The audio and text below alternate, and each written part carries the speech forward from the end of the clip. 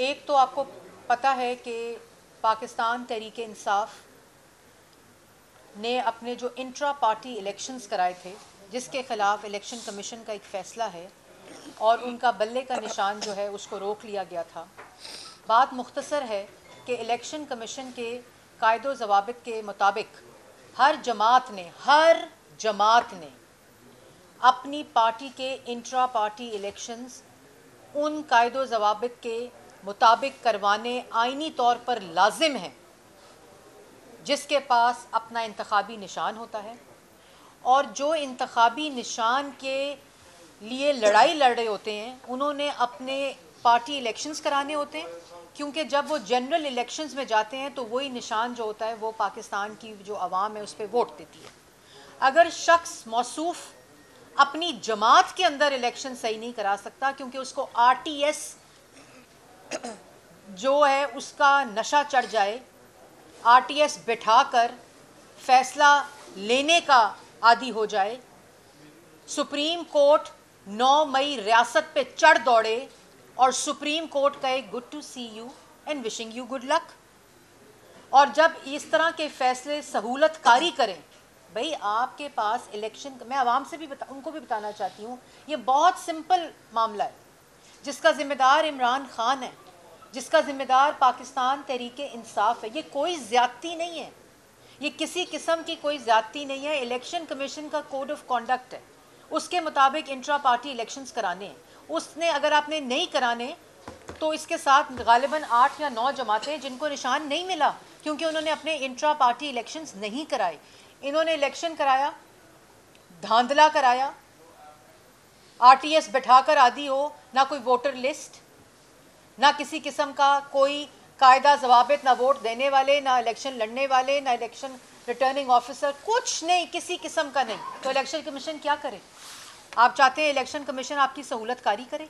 और क्या कोई बात नहीं, आपने इलेक्शन नहीं कराए तो कोई बात नहीं, और उसके बाद इस तरह के फैसले आए जो इलेक्शन कमीशन, तो फिर हर जमात को ये सहूलत दी जाए, फिर पाकिस्तान के हर गुंडे को, हर बदमाश को ये सहूलत दी जाए कि वो चढ़ दौड़े अदालतों के ऊपर, वो चढ़ दौड़े इलेक्शन कमीशन के ऊपर, वो गरेबान पकड़ ले, वो आपको कहे ओए ज़ेबा जज मैं तुम्हें नहीं छोड़ूंगा।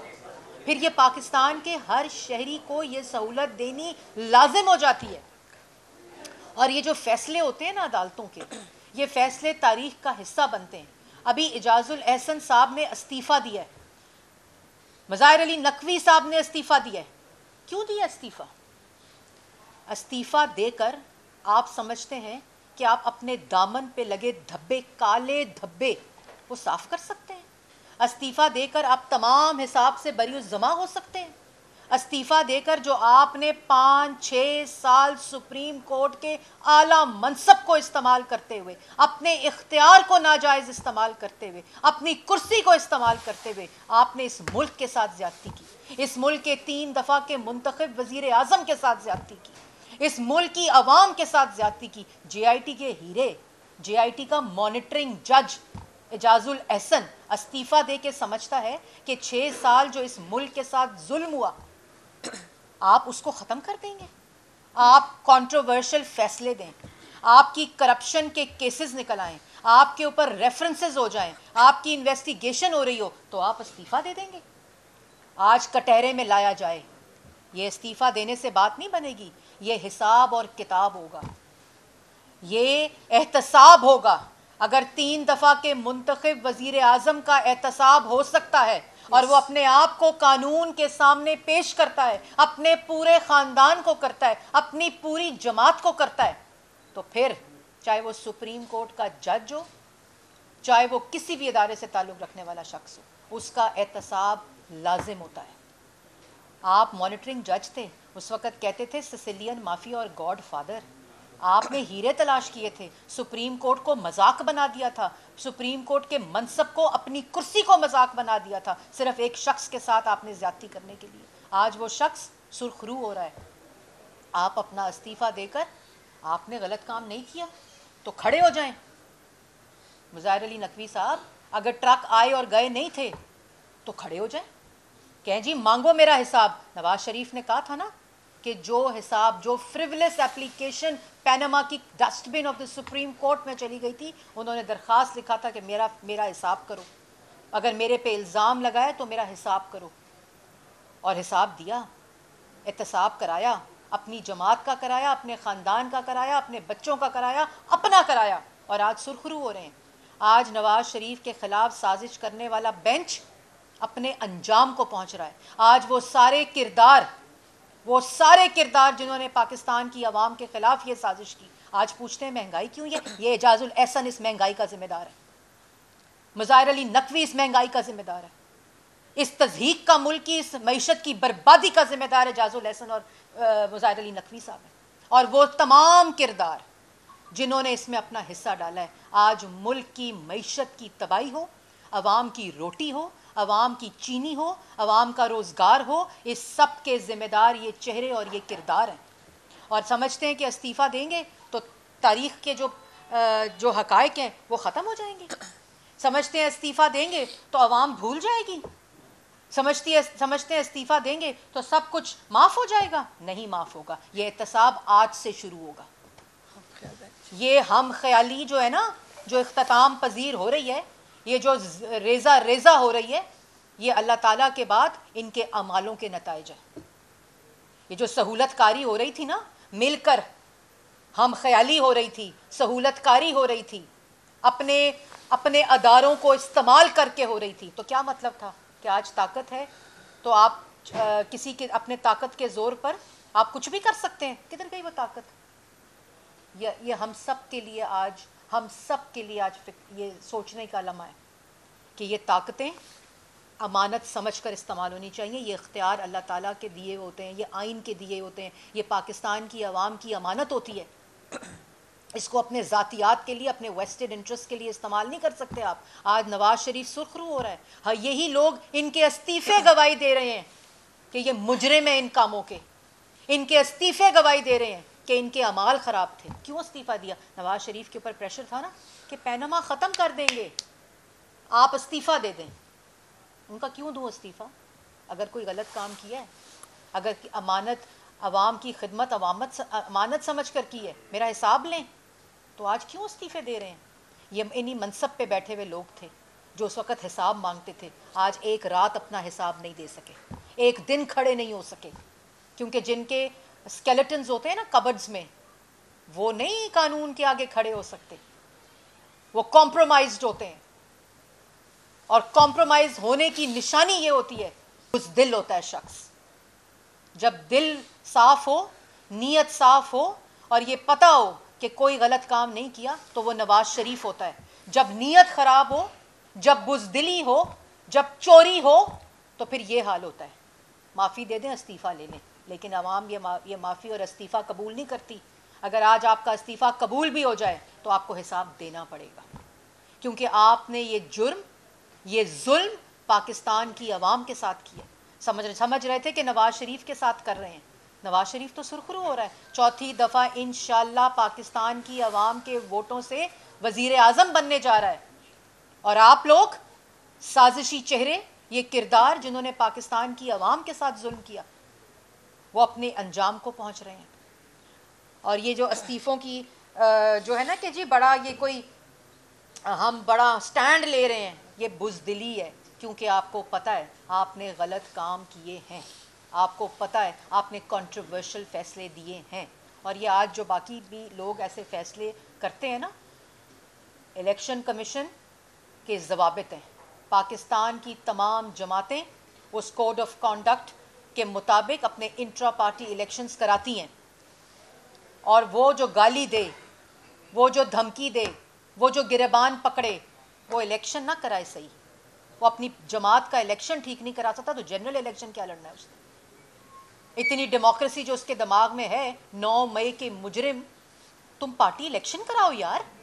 बल्ले के निशान का मसला तो बाद में आता है, तुमसे बल्ले का निशान छीना क्यों है? क्योंकि तुमने अपनी जमात में इंट्रा पार्टी इलेक्शंस नहीं कराए। तो तुम इंतखाबी मुहिम कौन सी लड़ने जा रहे हो? तुमने जनरल इलेक्शन कौन सा लड़ना है?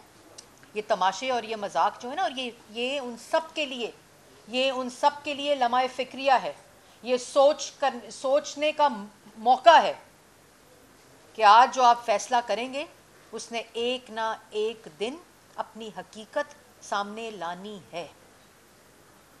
हो सकता है उस वक़्त आपके पास ताकत हो सकता है आप क्या समझ रहे हो आपके पास इख्तियार है, लेकिन अगर आपने उस इख्तियार को बददयांती पे, चोरी पे, बदनीयती पे इस्तेमाल किया तो उसका अंजाम एजाजुल एहसन और मुज़ाहिर अली नकवी की शक्ल में आपके सामने आता है।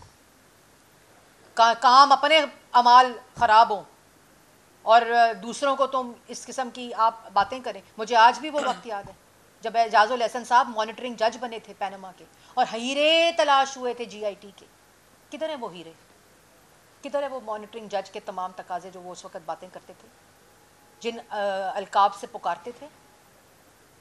आज इस्तीफ़ा दे के समझते हैं कि ख़त्म, अवाम भूल जाएगी, पाकिस्तान की सारी बातें भूल जाएंगे। आपको अपने एक एक अमाल का भी जवाब देना पड़ेगा, आप पे लगे एक एक इल्ज़ाम का भी जवाब देना पड़ेगा। और अभी जो रेफरेंस मुज़ाहिर अली नकवी साहब के ख़िलाफ़ सुप्रीम जुडिशल काउंसिल में इस वक्त फील्ड में है, वो वापस नहीं हुआ और ना होना चाहिए।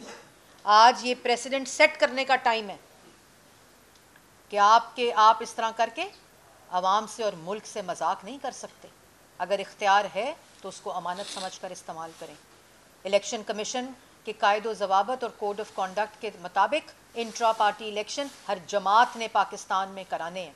अगर उनको इंतखाबी निशान चाहिए, चाहे वो बैट्समैन हो, चाहे वो बल्ला हो, चाहे वो कोई भी निशान हो, कोई भी जमात हो, आपने वो इलेक्शन कराने होंगे। और अगर इस बात को बनाकर लाडले और सहूलतकारी की गई तो अंजाम आपके सामने आला अदालत के, सुप्रीम कोर्ट के 2 जजेस के साथ जो हो रहा है वो आपके सामने है।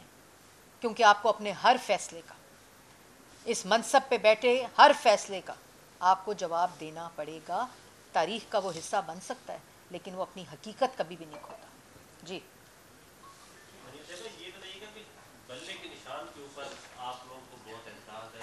PMLN बार-बार कहती है कि बल्ले का निशान नहीं, ये मतलब क्यों नहीं बल्ले के निशान पर मुकाबला करना चाहती? शेर और बल्ले का मुकाबला वो तो ज़्यादा अच्छा नहीं है? PMLN क्यों घबरा रही है इस बात?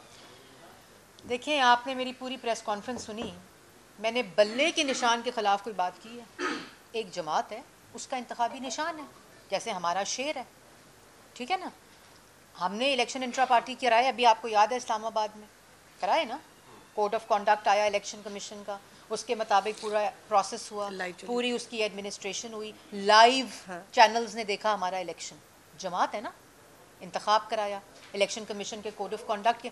मैं तो बल्ले की मैंने बात नहीं की, मुखालफत की। बल्ला PTI का हो या बल्ला किसी जमात का हो, मुझे उससे कोई सरोकार नहीं है। हर जमहूरी जमात का इंतखाबी निशान होता है, उसी तरह हर जमहूरी जमात का ये फ़र्ज़ होता है कि वो अपना इलेक्शन इन पार्टी के अंदर, तब तक वो इंतखाबी निशान जनरल इलेक्शन के लिए नहीं ले सकते जब तक उनका, और इस पूरी बात का ज़िम्मेदार इमरान खान है क्योंकि उसको आदत है RTS से नताइज लेने की और सहूलतकारी की।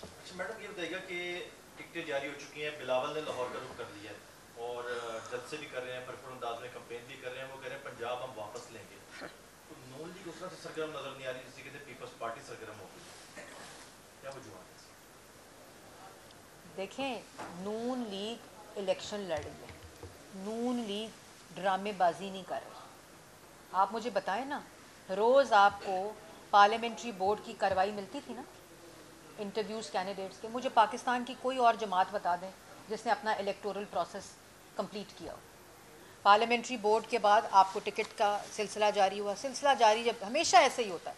ये जो कहना ना इंतखाबी मुहिम, ये उन लोगों को भी पता होता है कि वो ड्रामे कर रहे हैं।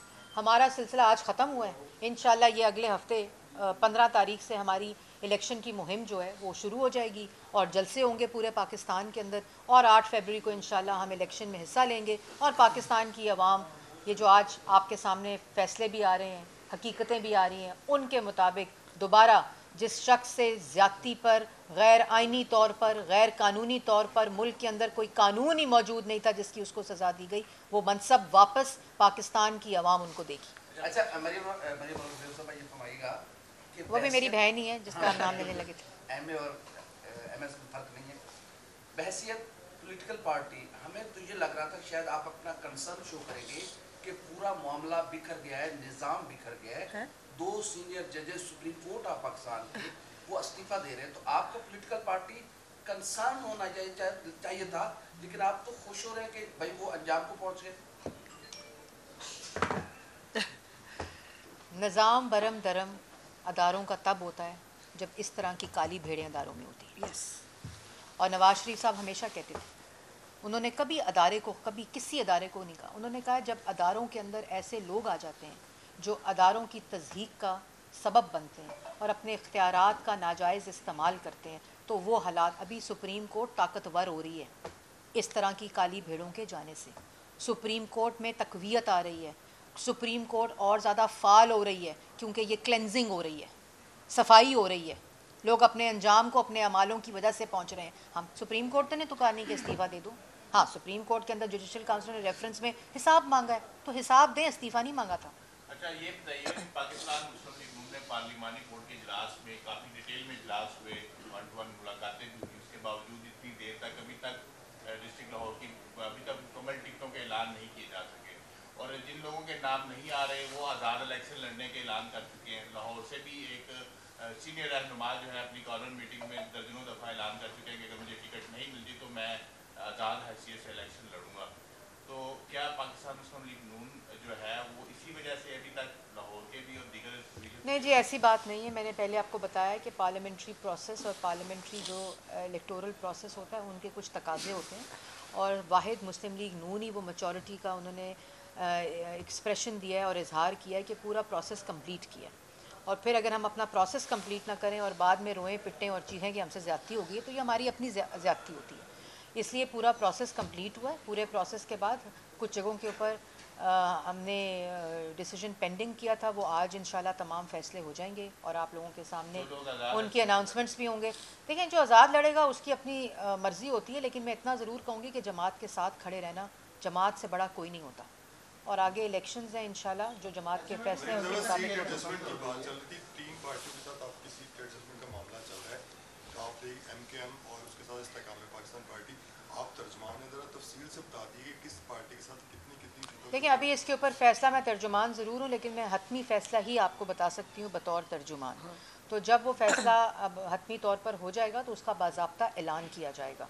ये मैं देख रही थी पिछले 4-5 दिनों से, मैं तरदीद कर कर थक गई थी और मैं खामोश हो गई थी कि कभी कोई ज़राए से ख़बर, कभी कोई ज़राए से ख़बर। तो जब तक हतमी फ़ैसला नहीं होता मैं कोई इन्फॉर्मेशन आपको नहीं दे सकती, लेकिन आज मेरे ख्याल में रात तक तमाम जो चीज़ें हैं वो आप लोगों के सामने। अच्छा मैडम, जनरल इलेक्शन का माहौल है, अभी तक मुस्लिम लीग नून मंशूर भी पेश कर सकी, ये बिलावल भुट्टो का भी कहना है कि ये क्या इलेक्शन लड़ेंगे जो देखिए, मंशूर बिलावल भुट्टो साहब या दूसरी पार्टी, आपने सवाल किया तो मुझे जवाब देना पड़ रहा है।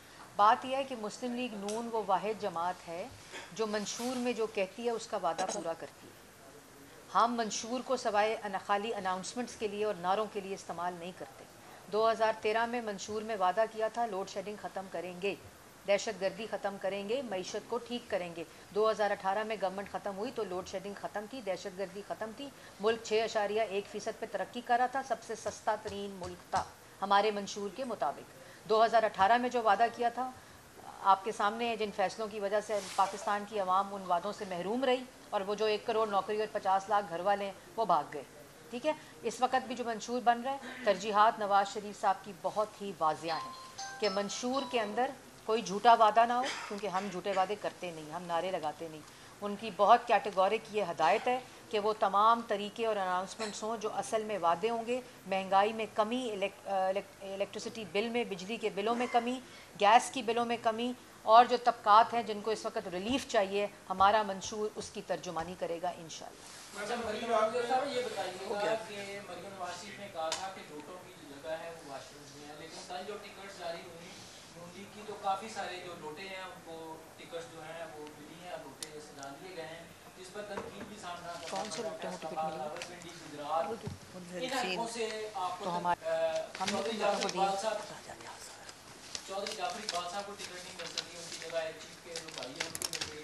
गुलाम सबर साहब के हल्के का बात कर लें, राजा रियाज साहब फैसलाबाद का नवाब शेर साहब का जो होता है, तो ये लोटों की पॉलिसी क्यों चेंज करना पड़ी? देखिए, मेरे ख्याल में पॉलिटिकल प्रोसेस इतना मैच्योर हो चुका है और पाकिस्तान की आवाम भी ये जानती है कि जो हक़ाइक़ इलेक्टोरल पॉलिटिक्स के होते हैं तो फ़ैसला एक जमात ने किया है और उसमें पाकिस्तान की आवाम की बेहतरी को समझ कर किया है, क्योंकि जब आप इक़्तिदार में आते हैं तो तभी आप पाकिस्तान की आवाम को रिलीफ दे सकते हैं।